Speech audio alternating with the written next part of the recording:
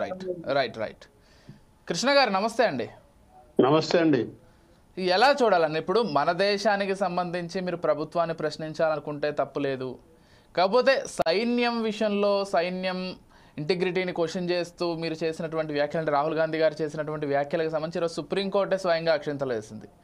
మరో విషయం ఏంటంటే దేశంలో అంతర్గతంగా బీజేపీ కాంగ్రెస్ లేకపోతే మరో పార్టీ అయి ఉండొచ్చు, కానీ దేశం దాటిన తర్వాత అంతా కూడా భారతీయులమే కదా. భారతదేశానికి వ్యతిరేకంగానో లేకపోతే భారతదేశ సార్వభౌమత్వానికి వ్యతిరేకంగానో కామెంట్ చేయడం ఏమాత్రం కరెక్ట్ కాదు. కాకపోతే రాహుల్ గారు ఆ వ్యాఖ్యలు చేశారు, పదే పదే చేస్తున్నారు అనేటువంటి విమర్శ. ఏం చెప్తారు మీ పార్టీ తరపు నుంచి?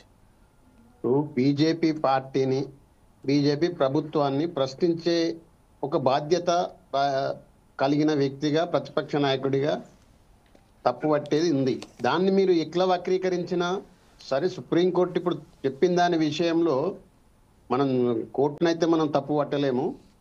కానీ ఆయన ఆవేదన అంతా బీజేపీ అంటే ఇప్పుడు మోడీని వ్యతిరేకిస్తేనే దేశద్రోహి అనే పద్ధతిలో బీజేపీ అవలంబిస్తున్నది. దేశవ్యాప్తంగా ఎవరు మోదీని వ్యతిరేకిస్తే వాడు దేశద్రోహే అనే పద్ధతిలో.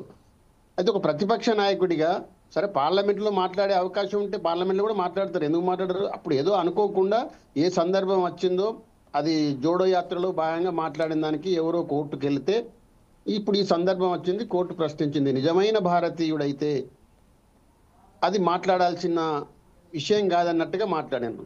కానీ ఈ దేశానికి స్వాతంత్రం ఇచ్చిన పార్టీకి ఆయన నాయకుడు.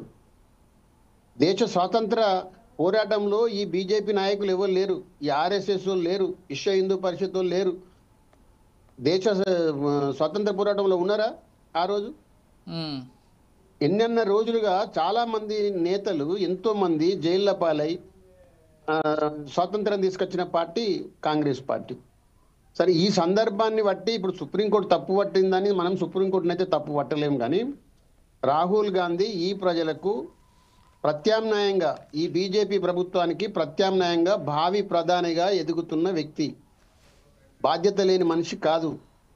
ఏదో ఇతర దేశపు లెక్కలు మాట్లాడుతున్నారు. ఈ దేశానికి స్వాతంత్రం తెచ్చిన పార్టీకి ఆయన నాయకుడు. మీ పార్టీ నాయకులు మల్లికార్జున ఖర్గే అనుకుంటా కదా ప్రస్తుతం. ఇప్పుడు ప్రతిపక్ష నాయకుడు పార్లమెంట్ ఆయనే కదండి. పార్టీ వేరు, ఇది పార్లమెంట్ ప్రతిపక్ష నేత ఆయనే కదా. రాజ్యసభలో ఖర్గే గారు, దేశ పార్టీకి అధ్యక్షుడు ఆయన. అదే పార్లమెంట్ లో పార్టీ నేత అంటుంటాను. అదే ఓకే ఓకే చెప్పండి.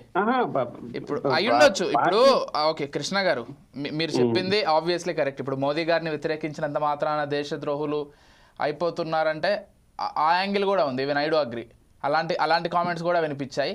కాకపోతే మోదీని వ్యతిరేకించవచ్చు, బీజేపీ పార్టీని వ్యతిరేకించవచ్చు, ప్రతిపక్ష నేతగా ప్రభుత్వాన్ని విమర్శించవచ్చు, ఎక్కడా కూడా తప్పులేదు.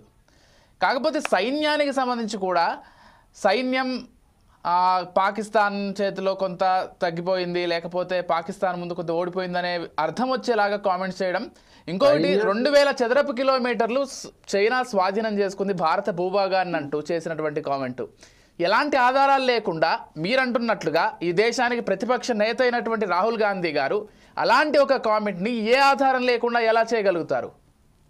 ఇప్పుడు కొన్ని విషయాలలో ఆధారాలు ఉండయి. ఇప్పుడు ఆ సందర్భం నాకు కూడా ఏం తెలియదు కదా. నేను దాని గురించి వకాలత పుచ్చుకొని నేను ఎట్లా మాట్లాడాలి? నాకు కూడా పూర్తిగా సమాచారం ఏం లేదు. కానీ ఒక ప్రతిపక్ష నాయకుని బాధ్యతగా బీజేపీ ప్రభుత్వాన్ని విమర్శించేటప్పుడు ఆ విమర్శకు ఆన్సర్ చేయాలి తప్ప తప్పు పట్టుడు కాదు. అదేంటిది అనేది వాళ్ళు ఆన్సర్ చేసి నువ్వు మాట్లాడింది తప్పు, అక్కడ ఇది జరగలేదు, 2000 చదరపు కిలోమీటర్లు ఆక్యుపై జరగలేదు, ఏమైతే ఆరోపణలు చేసినో అది ఆయనకు నిరూపించాలి. నువ్వు చెప్పింది తప్పు అని అప్పుడు మాట్లాడాలి. అది ఆరోపణే కదా, అంతే కదా ఆయన చేసింది. మన ట్రంప్ వ్యాఖ్యలు ఉన్నాయి. భారత్ డెడ్ ఎకానమీ అన్నారు. దానికి సంబంధించి కూడా ఆయన సమర్థించుకుంటూ వచ్చారు. అవును, ట్రంప్ చేసిన వ్యాఖ్యలు కరెక్టే, భారత్ డెడ్ ఎకానమీయే అంటూ. అంటే ఏంటి ప్రపంచం ముందు ఏమైపోతుంది అసలు భారతదేశం ఇలాంటి వ్యాఖ్యలు చేస్తే? ప్రపంచం ముందు ఏమవుతుందా అది వేరు, సెకండరీ అండి. ఒక రాజకీయ పార్టీగా ఇప్పుడు పరిపాలిస్తున్న పార్టీని అవాసుపాలు చేయాలని ఒక ప్రయత్నం ఉంటుంది కదా. రాజకీయ ఆధిపత్యం కోసమే రాజకీయ పార్టీలు పనిచేస్తాయి. అది ప్రజలు చూసుకుంటారు. తప్ప ఒప్ప ప్రజలు చూస్తారు రేపు.